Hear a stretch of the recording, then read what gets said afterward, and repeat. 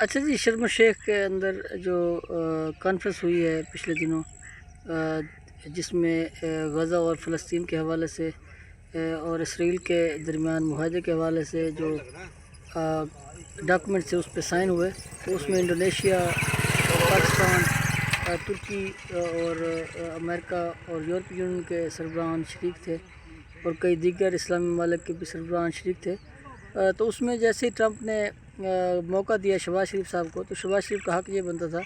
کہ وہ اوورآل دنیا کے مسائل کے حوالے سے بات کرتے، فلسطین اور اسرائیل کے ایشو کے حوالے سے بات کرتے، وہ بات کرتے پاکستانی عوام کے حوالے سے کہ پاکستانی عوام کو درپیش مسائل ہیں، پاکستان کے اندر انویسٹمنٹ کی ضرورت ہے، صدر ٹرمپ کو چاہیے کہ وہ انویسٹمنٹ دیں، چائنا کو چاہیے، رشیا کو چاہیے، یا دیگر ممالک سے یورپ یونین کو وہ کہتے کہ آپ ہماری ہیلپ کریں، اس وقت ہم جنگ زدہ ہیں، کیونکہ ہمارے ملک کے اندر کافی زیادہ افراتفری رہی ہے، خیبر پختونخوا کے اندر اور بلوچستان کے اندر، تو ہماری اس وقت پوزیشن بہت ہی ڈیمیج رہی ہے، تو ہمیں اربوں ڈالر کی ضرورت ہے، ہمیں قرض کی صورت میں نہیں بلکہ ہمیں ریلیف کی صورت میں دیا جائے اور ہمارے ملک کا قرضہ بھی معاف کیا جائے تاکہ ہم اپنے آپ کو سٹیبل کر سکیں۔ وہ کچھ ایسی باتیں کرتے، نہ کہ انہوں نے اٹھا لی اپنی پیچھے کی حقیقت اور شروع کر دیا تعریفوں کے پل باندھنے، اور ٹرمپ کو ایسی ایسی تعریفیں کی، جیسے میں نے پہلے بھی ویڈیوز کے اندر ذکر کیا ہے کہ وہ ٹرمپ بھی پریشان تھا اور اطالوی وزیر اعظم بھی منہ پہ ہاتھ دے کے کھڑی تھی کہ یہ وزیر اعظم کر کیا رہا ہے اور یہ کیسی کیسی خوبیاں بیان کر رہا ہے جو کہ ہمیں بھی ٹرمپ کے اندر نظر نہیں آئی۔ تو میں سمجھتا ہوں بالکل اس طرح کی یہ حرکت کرنا وزیر اعظم صاحب کو زیب نہیں دیتا، بلکہ آپ اوورآل معاشی مشکلات کے حوالے سے، دنیا کے اندر لگائے گئے ٹیرف کے حوالے سے آپ بات کرتے کہ یہ جو ٹیرف ہیں یہ غلط عائد کیے گئے ہیں، دنیا آپ کو سراہتی کہ واقعی یار ٹرمپ کے سامنے کھڑے ہو کے یا عالمی رہنماؤں کے سامنے کھڑے ہو کے ایک دلیر وزیر اعظم نے ایک دنیا کا جو پرابلم ہے اس وقت، جو ٹیرف امریکہ نے لگائے ہوئے ہیں، یا دنیا کے اندر جو معاشی بحران ہے اس وقت، بٹ کوئن گر رہی ہے، یا اس وقت ریسیشن آیا ہوا ہے، مہنگائی کے حوالے سے بہت زیادہ ایشوز ہیں،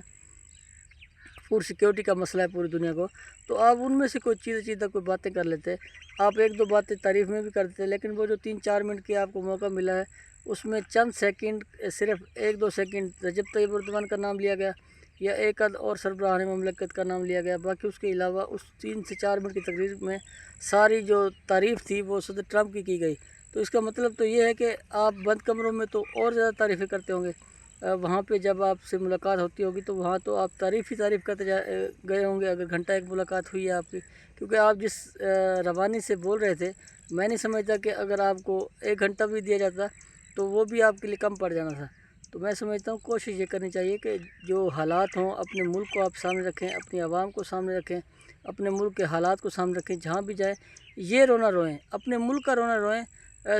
کہ ہمارے ملک کے اندر یہ حالات ہیں، ہمارے ملک کے اندر انفراسٹرکچر کی حالت خراب ہے، ہمارا ایجوکیشن سسٹم بیٹھ چکا ہے، اس میں ہیلپ کی ضرورت ہے، ہمارے ہاں ہیلتھ کا شعبہ بیٹھ چکا ہے، ہمارے ہاں اور دیگر جو شعبے ہیں، پی آئی اے ہمارا اس وقت بدحالی کا شکار ہے، ریلوے بدحالی کا شکار ہے،